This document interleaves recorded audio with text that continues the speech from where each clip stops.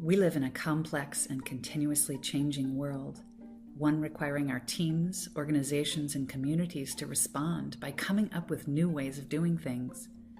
That means venturing into the unknown and uncertain, and most of us aren't very good at it. According to research on organizational change, failure rates range from an abysmal 75 to 90%. Fortunately, we found there is a group of people who do change brilliantly. Creators. Meet Charlie. He's a director at the local theater. Each day, Charlie and a group of fellow creators step into the unknown together to devise completely new performances that none of them could have imagined ahead of time. What if our teams and organizations could do this? What if we stopped thinking of change as change and started thinking about it as creating? This way of approaching change is not some special ability Charlie was born with. Anybody, including you, can do it. It's simple, but not easy. It's a set of interweaving principles, not a checklist process.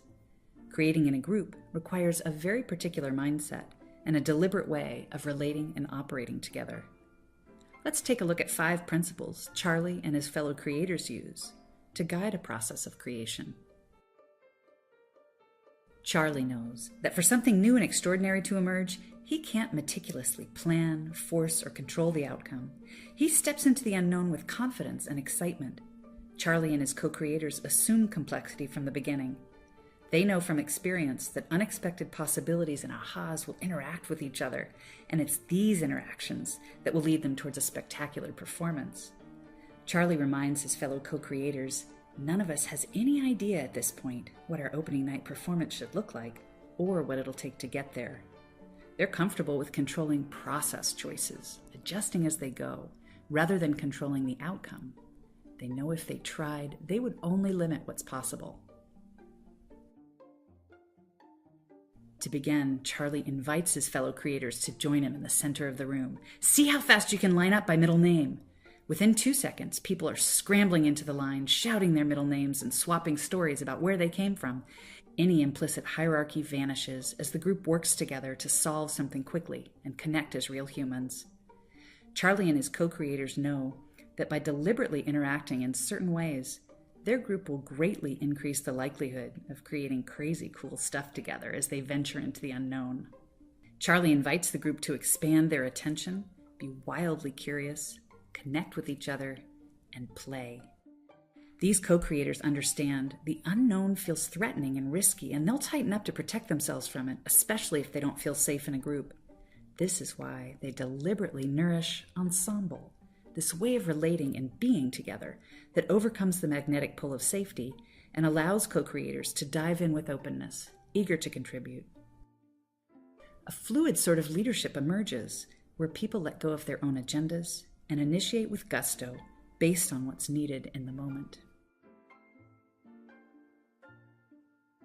The root of the word rehearse comes from Old English and means to dig into the ground, to break up compacted soil and release nutrients so something new and fresh will grow. Several rehearsals into the process, Charlie begins by announcing, "Our last rehearsal left us with a vexing question, so I want to provoke our initial thinking. Let's try something completely different and see what we learn." As creators, Charlie and his ensemble are relentless. They craft rehearsals that release and explore raw insights. Once these insights are surfaced, they must be tested. So Charlie insists on many small adaptive performances among his fellow creators. Let's watch this idea played out and notice how we respond. Charlie often tests possibilities by inviting outsiders, like his lighting designer or marketing team, to watch a particularly challenging scene. He reminds his fellow creators, remember, we're investigating here. So what happens when we perform this bit in front of fresh eyes? The group toggles back and forth between rehearsal and performance with focused attention, building capacity and sparking discovery.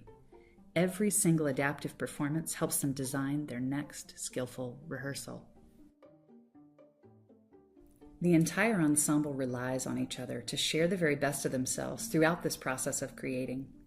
They appreciate how challenging it is as people dig deep to release their rawest insights, their untapped ideas, and the obscure connections they see as possibilities.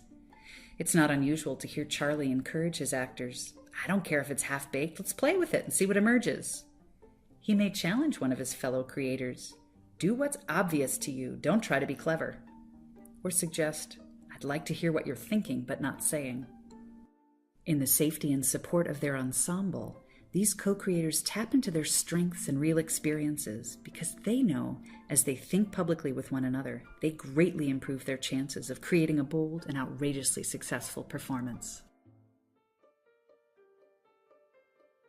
You've probably noticed that the way Charlie and his fellow creators work together is the opposite of sitting around a table strategizing, making detailed plans, and talking about who should do what by when. There are few chairs in the rehearsal room, and if you were there, you'd hear lots of, what if, and I want to try that, as people spring to their feet. This approach to creating requires Charlie and his group to take action. They actually have to do things. Charlie knows that action accelerates learning and discovery. As he and his fellow creators surface and test their ideas, they rapidly make problems visible, quickly eliminate options that don't work, and learn through doing what will lead them towards an extraordinary performance. Charlie and his ensemble disregard the usual approach of planning and control. Instead, they engage in an active process of creation, acknowledging and relishing the complexity of bringing something new into being. Navigating complexity and allowing for emergence aren't new ideas. In fact, there's quite a buzz about them these days. But what's different about Charlie and his group is that they know how to intentionally develop the conditions for creative emergence, directed at a specific challenge or opportunity. If you're looking for somewhere to start, take a few minutes to think about what's going on in your world. What's got your attention right now? Think of a challenge you and your team are facing and are having trouble solving. When's your opening night? A specific point in time when you'll perform for your audience what you've created to meet that challenge. What impact do you want your opening night to have on your audience? What do you want them to think, feel, and do as a result of your performance? What threats or obstacles might get in the way of the impact you're hoping for? Try naming 3 big ones. Given these, how might you begin working with your ensemble? What capacities and mindsets will you need to nurture in them? What questions and assumptions will you need to investigate, and where and how will you begin? So the next time you step into the room with your ensemble, notice, how are you thinking about your work together? How could what Charlie and his co-creators do help you? We think of this as a useful idea about change as creating, and because we think it's useful, we wanted you to know about it. Special thanks to the Banff Center, where art and ideas collide, and where we've been incubating our ideas about change as creating over the past few years. Extra super duper appreciation to the many private and public sector clients in Canada, Europe, and the US who've played with us along the way. And of course, there's a group of us who co-created this.